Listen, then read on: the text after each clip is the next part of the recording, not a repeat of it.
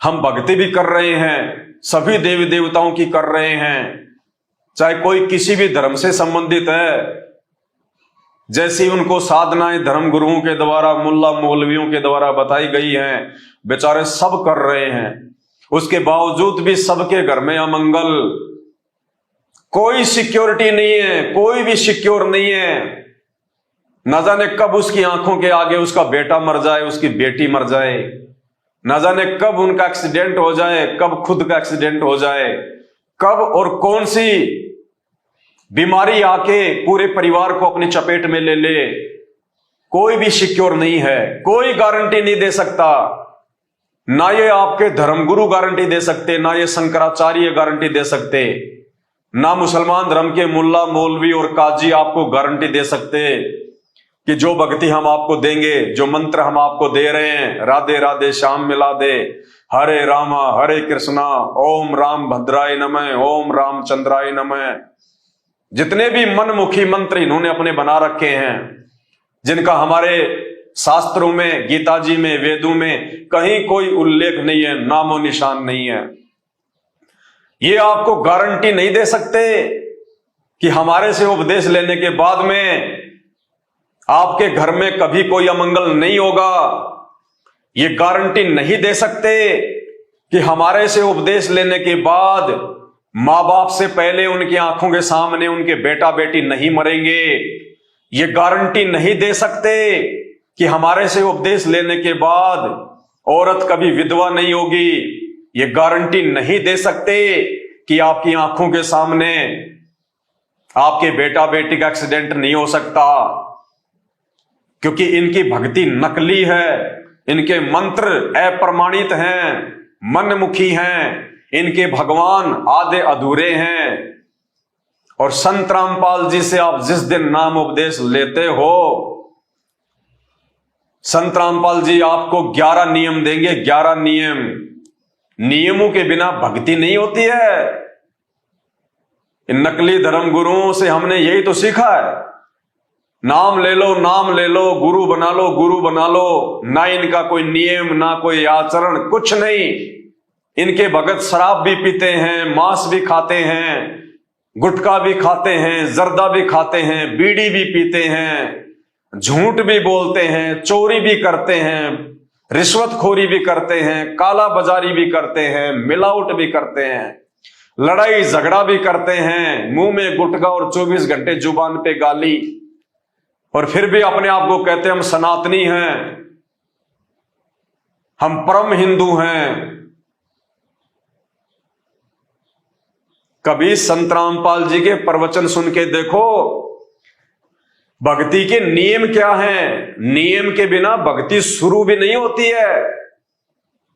जिस प्रकार एक कैंसर का रोगी डॉक्टर के पास जाता है, डॉक्टर उसका ऑपरेशन कर देता है, ऑपरेशन करने के बाद वो गोली और दवाई देता है, गोली दवाई देने के बाद वो कुछ परहेज देता है, परहेज, नियम, मर्यादा, कि भैया ये नियम है, ये मर्यादा है।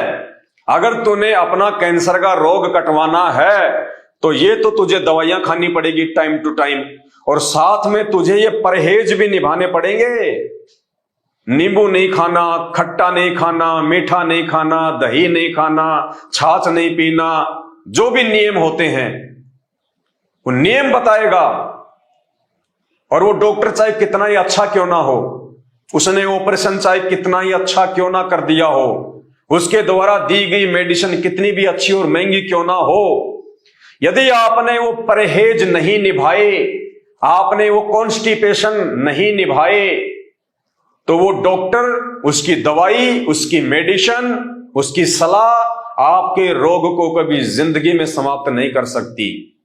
इसी प्रकार जो पूर्ण संत होता है, जो आदि पुरुष होता है, जो आदि राम होता है, जो धरती पे तत्वदर्शी संत के रूप में प्रकट होता है, भक्ति देने के लिए, भक्ति करवाने के लिए, जब हम उस संत से नाम लेते हैं, नाम क्यों लेते हैं? हमें एक बहुत भयंकर रोग लगा हुआ है सभी को। एक तो होते हैं शारीरिक रोग, एक होता है आध्यात्मिक रोग, आत्मिक रोग। तो जितने भी मानव शरीरधारी प्राणी, स्त्री पुरुष, बच्चे बुजुर्ग इस धरती पे हैं, चाहे वो मुसलमान हैं, चाहे हिंदू हैं, चाहे जैनी हैं, चाहे सिख हैं, चाहे ईसाई हैं, उन सभी को एक आत्मिक रोग लगा हुआ है, एक आध्यात्मिक रोग लगा हुआ है। और वो रोग क्या है? जन्म और मृत्यु का रोग, जन्म और मृत्यु। और जब तक ये रोग समाप्त नहीं होगा तब तक हम महादुखी रहेंगे। बार बार हमें जन्म लेना पड़ेगा, बार बार हमारे को गधे कुत्ते सूअर बनना पड़ेगा, बार बार हमारे को नरक में जाना पड़ेगा। तो जब हम परम संत से नाम लेते हैं तो हम अपना वो जन्म मरण का रोग कटवाने के लिए लेते हैं, मोक्ष के लिए लेते हैं कि हमारी मुक्ति हो जाए, सदा सदा के लिए जन्म मृत्यु का रोग समाप्त हो जाए, मैं जन्म मरण से दूर हो जाऊं, मैं ये कष्ट, ये दुख, ये परेशानियां हर बार मानव जन्म लेके या पशु पक्षियों का जन्म लेके ना भोगूं, ये नारकीय जीवन मुझे ना जीना पड़े। इसलिए वो परम संत की तलाश करता है, इंसान को भक्ति की जरूरत पड़ती है। तो हम अपना जन्म और मरण का रोग कटवाने के लिए जब आध्यात्मिक डॉक्टर सच्चे गुरु के पास में जाते हैं, तो जब गुरु हमें नाम देता है, हमारे को उपदेश देता है, तो वो हो गया हमारा ऑपरेशन। यानी गुरु ने वो नाम उपदेश देके हमारा ऑपरेशन कर दिया जन्म और मरण का। फिर गुरु हमें कुछ मेडिसिन देता है, जैसे वो डॉक्टर देता है। गुरु की मेडिसिन क्या है? 3 समय की आरती, जो वेदों में प्रमाणित है। हमारे नकली धर्म गुरुओं को तो ये भी नहीं पता कि 3 समय की आरतियां, 3 समय की संध्या हमारे धर्म ग्रंथों में वर्णित है। 3 समय की आरती देगा जो परम संत होगा, जो पूर्ण संत होगा, जिसकी भक्ति से मोक्ष मिलना होगा, वो 3 समय की आरती देगा, सुबह की, दोपहर की और शाम की, और शास्त्रों से प्रमाणित देगा। तो गुरु हमें मेडिसिन के रूप में 3 समय की आरती देंगे और हमें वो मंत्र देंगे जो मंत्र शास्त्रों से प्रमाणित होंगे। सबसे पहले वो गुरु हमें नीचे के जो देवी देवता हैं, जो हमारे शरीर के कमलों में निवास करते हैं, ये सभी जानते हैं। जो लोग थोड़ा बहुत आध्यात्मिक ज्ञान रखते हैं, चाहे हिंदू हो चाहे मुसलमान हो, जो भी स्त्री या पुरुष है, उनके शरीर में पीछे जो रीढ़ की हड्डी है, जो बैकबोन है, उसके अंदर की साइड में सूक्ष्म रूप में कमल बने हुए हैं। कमल दल कहते हैं जिनको कमल चक्र कहते हैं, जिनमें 5 देवी देवताओं का वास है। ब्रह्मा और शांत्री जी का, उसके बाद में गणेश जी का, उसके बाद में लक्ष्मी और श्री विष्णु जी का, उसके बाद में शंकर और पार्वती जी का, और उसके बाद में दुर्गा जी का। इन 5 शक्तियों का वास हर स्त्री पुरुष के शरीर में बने हुए कमल चक्रों में होता है, जो हमारी बॉडी को नियंत्रित करते हैं, जो हमारे जीवन के संचालन करता है, वो चाहे हिंदू हो चाहे मुसलमान हो। तो गुरु हमें इनके मंत्र देगा। तो संत रामपाल जी हमें सबसे पहले जो मंत्र देंगे, जो मंत्र देते हैं, वो इनके वास्तविक मंत्र देंगे। ब्रह्मा और शांत्री जी का मंत्र देंगे, जो मंत्र शास्त्र प्रमाणित है, जिस मंत्र के जाप करने से ब्रह्मा और शांत्री जितना हमें लाभ दे सकते हैं, जितनी उनकी क्षमता है आध्यात्मिक स्तर में, वो तुरंत लाभ देना शुरू कर देंगे, तुरंत। बाकी नकली धर्मगुरुओं के मंत्रों से लाभ नहीं देंगे, क्योंकि पहली बात तो एक संत रामपाल जी को छोड़ के आज पूरे विश्व में कोई धर्मगुरु नाम उपदेश देने का धरती पे अधिकारी ही नहीं है।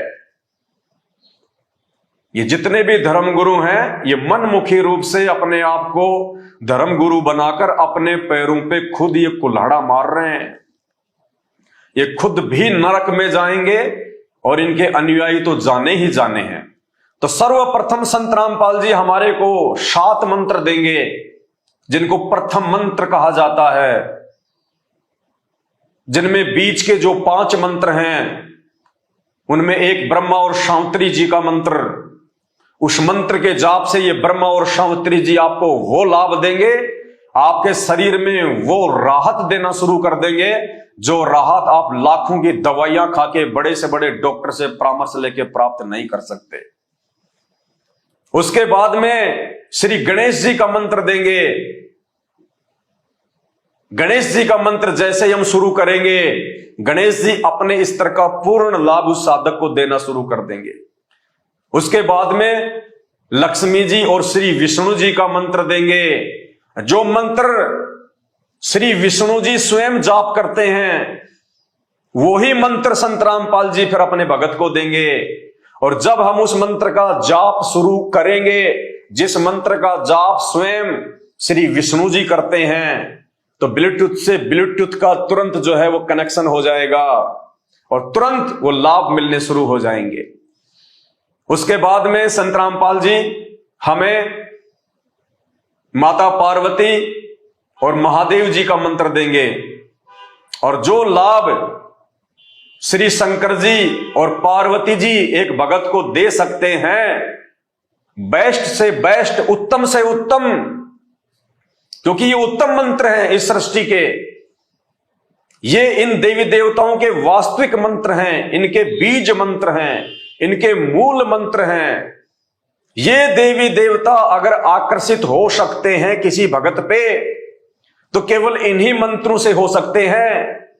बाकी इनका नाम आप चाहे पूरी जिंदगी उच्चारते रहिए कि हे माता पार्वती, हे भगवान शंकर, हे भोलेनाथ, कितनी भी आप जी हरिद्वार से कावड़ पे कावड़ लेके आ जाइए, कितना ही आप शिवलिंग पे बेल पत्र और जल चढ़ा दीजिए, कितने ही आप जी केदारनाथ बद्रीनाथ की पैदल यात्रा कीजिए, आपको 0/0 लाभ नहीं मिलेगा उस भक्ति से, क्योंकि वो मनमुखी भक्ति है।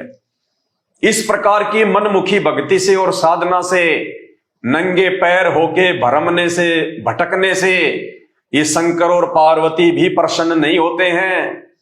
और यही कारण है केदारनाथ में कैसी कैसी त्रासदियां हुई हैं।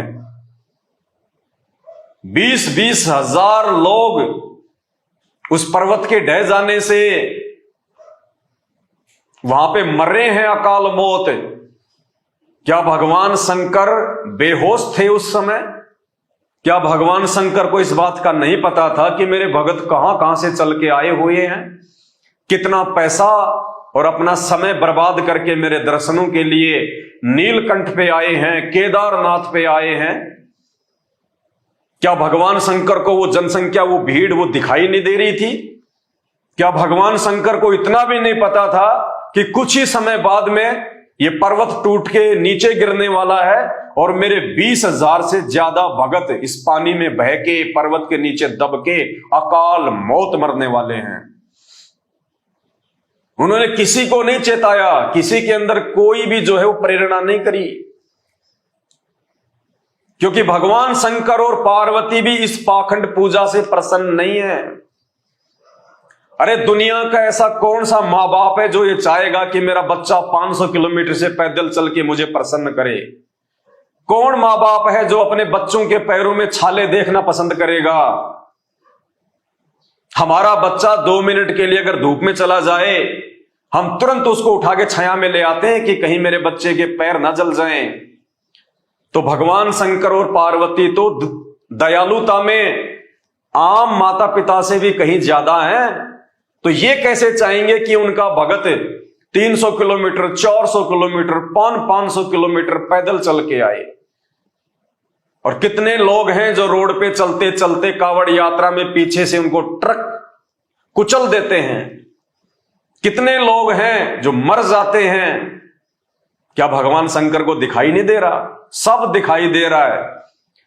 जहां तक के ये भगवान है वहां तक इनको पता है, लेकिन इस पाखंड पूजा से, इस ढोंग से, इस मनमाने आचरण से, जो ना कभी भगवान शंकर ने कभी किए और ना भगवान शंकर ने कभी अपने किसी भगत को ये करने के आदेश दिए, ये आदेश हमारे ऊपर इन धर्म शास्त्रों से अनजान और अपरिचित हमारे नादान धर्म गुरुओं के द्वारा मनमुखी रूप से आप और हमारे ऊपर थोप दिए गए, लाद दिए गए, और हम लोगों ने उनको स्वीकार कर लिया, क्योंकि हम अपने इन धर्म ग्रंथों से अपरिचित, ना हमारे बाप दादाओं ने कभी ये धर्म ग्रंथ खोल के देखे, और ना आज पढ़े लिखे होने के बावजूद भी हम इनको खोल के देख रहे। तो क्या होगा हमारे साथ में? यही होगा जो हो रहा है। इन धर्म गुरुओं का धंधा चल रहा है और आम व्यक्ति की दुर्गति हो रही है। तो शंकर और पार्वती का मंत्र संत रामपाल जी देते हैं, उस मंत्र का जाप पार्वती और शंकर जी भी करते हैं। और जब उसी मंत्र का जाप अधिकारी और पूर्ण गुरु से लेके, तत्वदर्शी संत से लेके जब हम शुरू करते हैं, तो हमें पार्वती और शंकर जी के स्तर का पूर्ण लाभ मिलता है। शंकर और पार्वती जी मजबूर हो जाते हैं, विवश हो जाते हैं उस भगत को उन मंत्रों का जाप करने के चलते वो लाभ देने के लिए। उसके बाद में पांचवा जो मंत्र है वो दुर्गा जी का मंत्र है, शेरावाली का मंत्र है, जो केवल संत रामपाल जी ही देने के अधिकारी हैं पूरी दुनिया में। और इस धरती पे कोई भी धर्मगुरु ऐसा नहीं है जो उस मंत्र को दान जो है वो कर दे। अगर किसी ने संत रामपाल जी से वो मंत्र चुरा के, या कोई ऐसा नालायक व्यक्ति जो संत रामपाल जी से वो मंत्र प्राप्त करके और कुछ समय उपरांत उनकी भक्ति को छोड़ के मनमुखी रूप से खुद ही वो गुरु बन बैठे और खुद लोगों को वो मंत्र दान जो है करने लग जाए, उससे भी कोई लाभ नहीं होगा। क्योंकि जब तक अधिकारी व्यक्ति मंत्र नहीं देगा, उस मंत्र का संपूर्ण लाभ साधक को नहीं मिलेगा।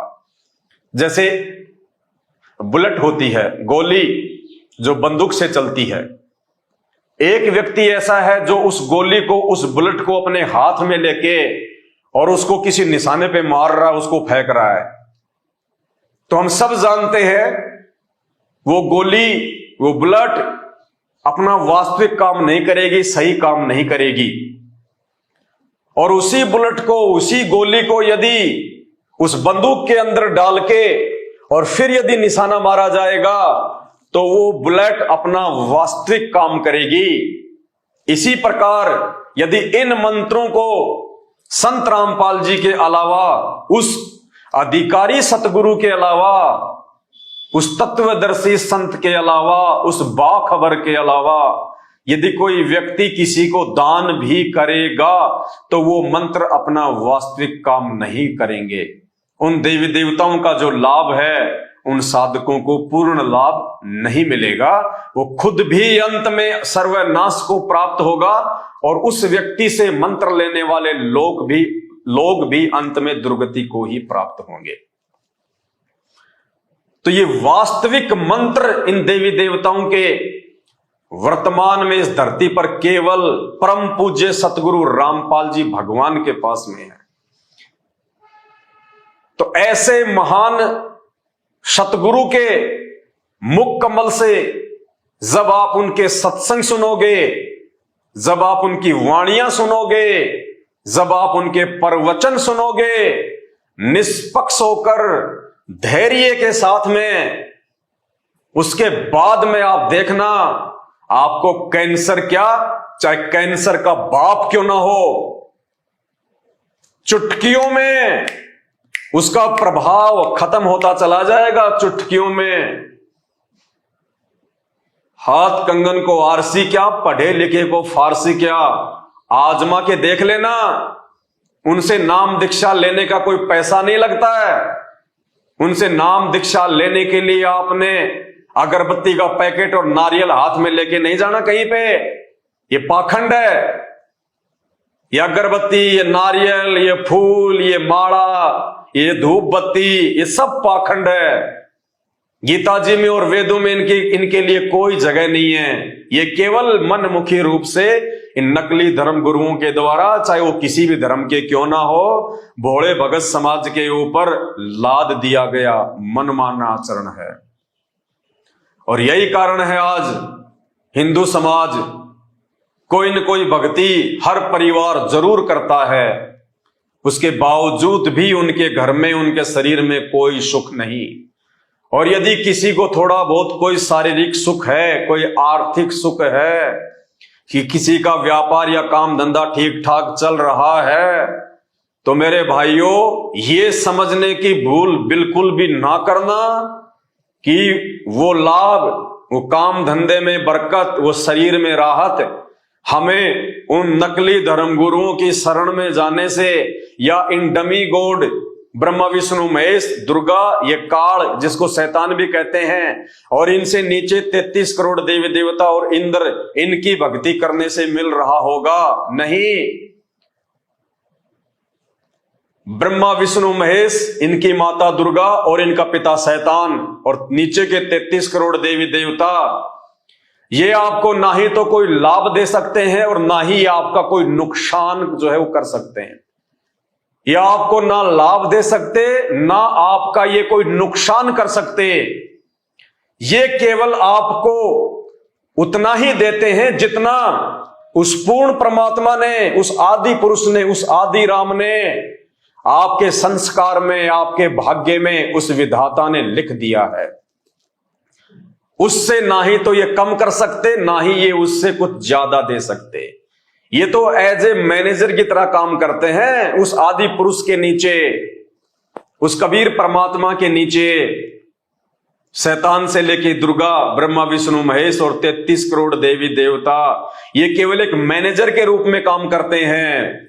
आप और हम लेबर हैं, जितने भी स्त्री पुरुष हैं, मानव शरीरधारी जो प्राणी हैं, वो हम एक मजदूर हैं, लेबर हैं। जैसे एक बहुत बड़ी फैक्ट्री का कोई मालिक है और मालिक ने लेबर के ऊपर कंट्रोल करने के लिए, उनसे काम करवाने के लिए एक मैनेजर नियुक्त किया होता है। मैनेजर फिर अपने नीचे एक सुपरवाइजर को नियुक्त करता है। सुपरवाइजर फिर अपने नीचे ठेकेदार को नियुक्त करता है। इसी प्रकार वो मालिक, वो सेठ, वो आदि पुरुष है, वो परम पुरुष है जो आज धरती पे संत रामपाल जी के रूप में प्रकट है। और उस आदि पुरुष ने, उस सेठ ने, उस मालिक ने, जो उस कंपनी का सेठ है, और वो आदि पुरुष जो इस सृष्टि का सेठ है, इस सृष्टि का मालिक है। जैसे उस कंपनी के मालिक ने लेबर के ऊपर नियंत्रण करने के लिए, उनकी देख रेख के लिए, काम को सही तरीके से करवाने के लिए एक मैनेजर नियुक्त किया हुआ है, उसी प्रकार उस आदि पुरुष ने, उस सृष्टि के रचनहार ने इस 3 लोक की सृष्टि के ऊपर नियंत्रण करने के लिए शैतान को नियुक्त कर रखा है, उस काल को नियुक्त कर रखा है। अब आप कहेंगे शैतान को क्यों नियुक्त किया, काल को क्यों नियुक्त किया? क्योंकि जब ये शैतान, ये काल अपनी पत्नी दुर्गा के साथ में उस सेठ के लोक में रहा करता था, उस पूर्ण परमात्मा आदि पुरुष के जो है वो सतलोक में रहा करते थे, सचखंड में रहा करते थे, जो इनके लोकों से ऊपर है, जो ब्रह्मा विष्णु महेश के लोकों से ऊपर है, जो दुर्गा के लोक से ऊपर है, जो उस काल के लोक से ऊपर जो सतलोक है, जो सबसे ऊपर का धाम है। जब ये दुर्गा और काल वहां पे रहा करते थे, तो इन्होंने उस बाप के साथ में, उस सेठ के साथ में, उस आदि पुरुष, उस कबीर परमात्मा के साथ में एक बहुत बड़ा धोखा किया था। उस धोखे की सजा इनको मिली। उस परमात्मा ने, उस सेठ ने इनको नीचे पटक दिया, इनको कुछ ब्रह्मांड दे दिए, इनको कुछ लोक दे दिए और इनको अपने सतलोक से निष्कासित कर दिया और 16 शंख कोश की दूरी पे इनको जो है स्थापित कर दिया। सतलोक से इस काल ब्रह्म के लोक की दूरी 16 शंख कोश की दूरी है। और ये अपने साथ में वहां से कुछ आत्माएं ले आए थे, जो आप और हम सब हैं, जो यहां पे इंसान रूप में हैं, गधे कुत्ते सुअर के रूप में हैं। हमने भी इस शैतान के ऊपर अपने उस परमात्मा से आस्था हटा के इस शैतान के ऊपर आस्था लगा ली थी वहां पे सतलोक में। तो इस कबीर परमात्मा ने, इस आदि पुरुष ने हम सबको वहां से निष्कासित किया। और उसके बाद से हम लोग ये सब दुख भोग रहे हैं यहां पे। तो उस आदि पुरुष ने दुर्गा और काल को मैनेजर के रूप में ये 21 ब्रह्मांड की जो सृष्टि है, इसको नियंत्रित करने के लिए, इसका संचालन करने के लिए एज ए मैनेजर नियुक्त कर रखा है। और इस शैतान ने, इस काल ने, इस दुर्गा ने फिर ब्रह्मा विष्णु महेश को नियुक्त किया, अपने पुत्रों को नियुक्त कर दिया एज ए मैनेजर। और ब्रह्मा विष्णु महेश ने इन 33 करोड़ देवी देवताओं को नियुक्त कर दिया। भाई और बहनों, जब आप सृष्टि रचना पढ़ोगे संत रामपाल जी के मुख कमल से, तभी आप इस गहरे उलझे हुए आध्यात्मिक रहस्य को समझ सकते हो। ये ठीक इसी प्रकार है जिस प्रकार भारत देश का एक राष्ट्रपति है, और जो राष्ट्रपति होता है वो देश का प्रथम नागरिक होता है। उनके ऊपर कोई किसी प्रकार का लांछन नहीं लगाया जा सकता, वो निष्पाप होता है, वो देश का प्रथम नागरिक होता है, उसके ऊपर कोई दोषारोपण नहीं किया जा सकता। इसी प्रकार वो कबीर परमात्मा जो सतलोक में बैठा हुआ है, जो सबका बाप है, जो आदि पुरुष है, जो प्रथम पुरुष है, वो समझो राष्ट्रपति है।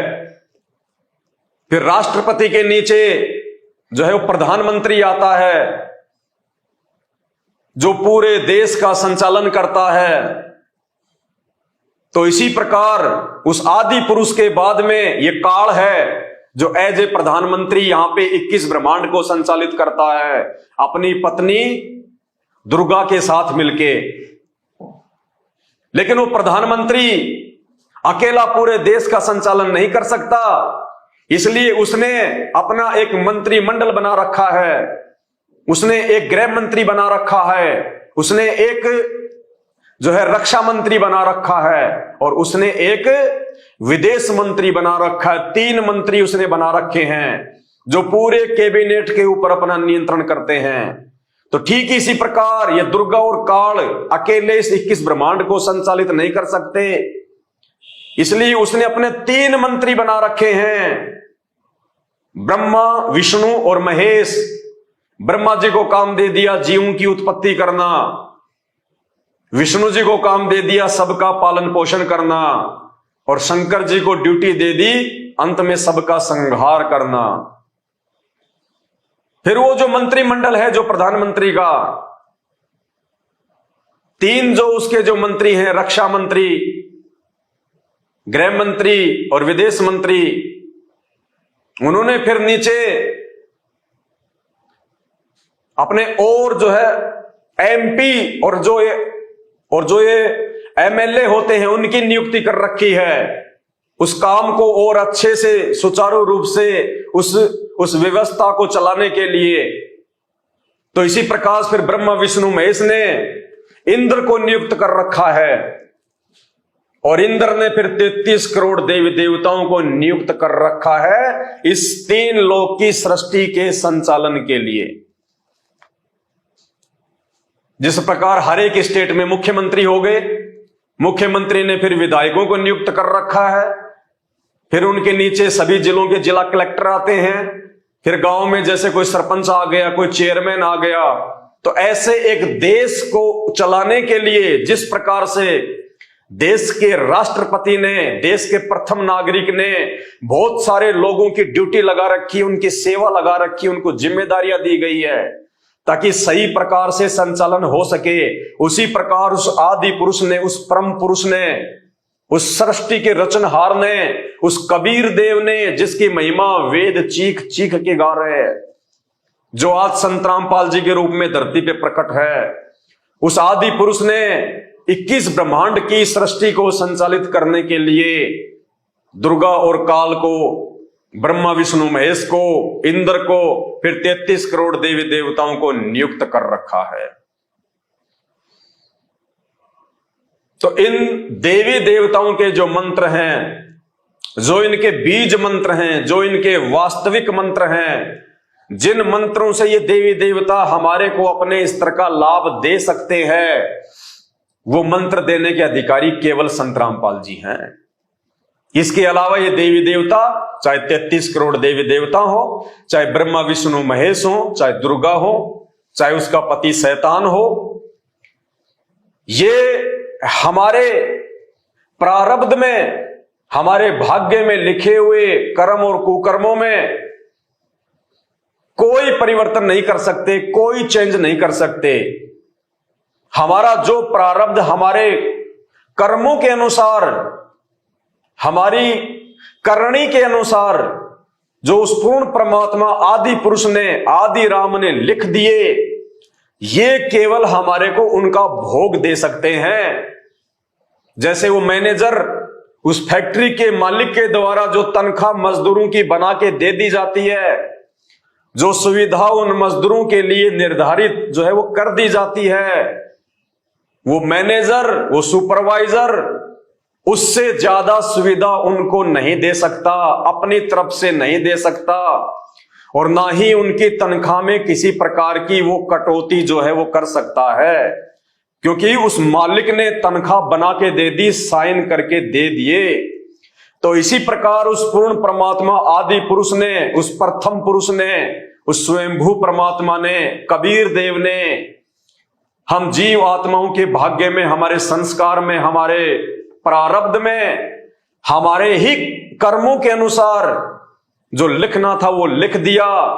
अब ये ब्रह्मा विष्णु महेश दुर्गा काल 33 करोड़ देवी देवता, भैरव भूत प्रेत कुछ भी हो, ये कोई चेंजमेंट नहीं कर सकते। आप चाहे इनकी भक्ति कीजिए या ना कीजिए, आप इनको पूजिए चाहे ना पूजिए, आप इन नकली धर्मगुरुओं की शरण में जाइए चाहे ना जाइए, आपके भाग्य में यदि सुख है तो आपको सुख ही मिलेगा, और आपके भाग्य में यदि दुख है, परेशानी है, संकट है, बीमारी है, एक्सीडेंट है, अकाल मृत्यु है, तो वो आपको मिलेगी।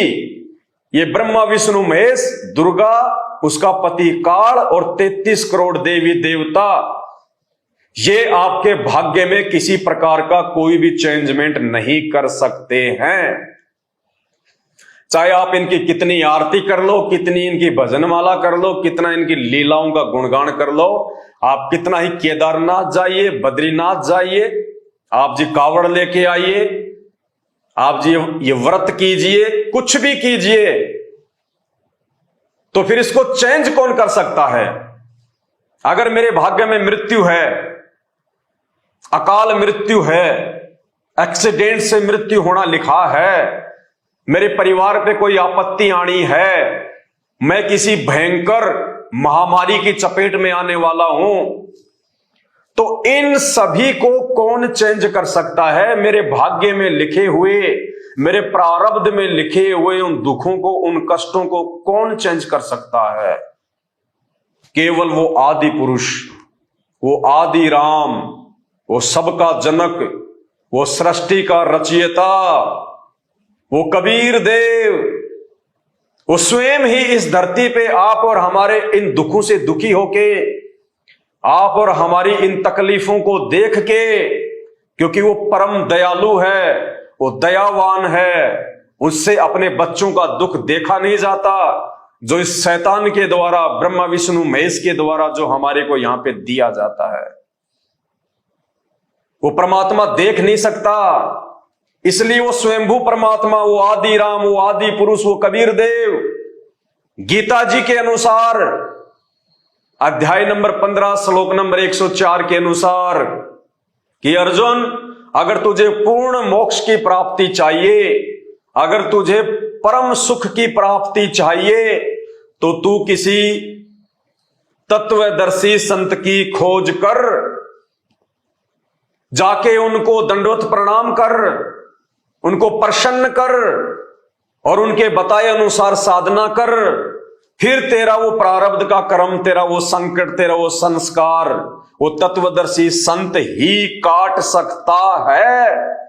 यानी श्री कृष्ण जी ने भी अर्जुन के सामने ये बात कहते हुए अपने हाथ खड़े कर लिए, वरना श्री कृष्ण जी को यह कहने की आवश्यकता नहीं थी कि वो तत्वदर्शी संत ही तुझे परम सुख और परम शांति और जन्म मरण से मुक्ति दे सकता है। अगर श्री कृष्ण यानी विष्णु जी के भाग्य में, श्री विष्णु जी के हाथ में अगर ये बात होती तो वो किसी अन्य तत्वदर्शी संत की तरफ ये संकेत नहीं करता कि उसकी शरण में जाने से तेरा जन्म मृत्यु का रोग कटेगा। तो आज वो तत्वदर्शी संत स्वयं, वो आदि पुरुष, वो परम पुरुष, वो आदि राम, वो कबीर देव स्वयं ही संत रामपाल जी के रूप में धरती पे प्रकट होके और वो तत्वदर्शी संत की भूमिका निभा रहा है, जो हमारे भाग्य के, उन प्रारब्ध के, उन संस्कारों के, उन कष्टों को, महादुखों को जो हमें भोगने पड़ते हैं, जिनको ब्रह्मा विष्णु महेश और उनके माता पिता भी नहीं काट सकते, केवल ये तत्वदर्शी संत ही वर्तमान में धरती पे काटने में सक्षम है।